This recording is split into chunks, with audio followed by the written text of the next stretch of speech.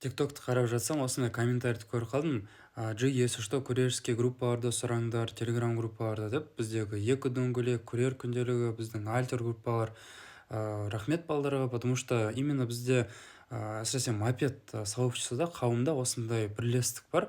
Мисалы мотоциклисттерде ондай жок, ар кайсы жеке-жеке 4-5 адам менен бөлүнүп кеткен да. Мопедисттер как минимум 20-30 адам бир болуп жүрөт да. Поэтому эгерде осы сезонда электровелик карастырып жүрсең, немесе жакшы мопед, бизде группаларда балдар өтө мыкты билет.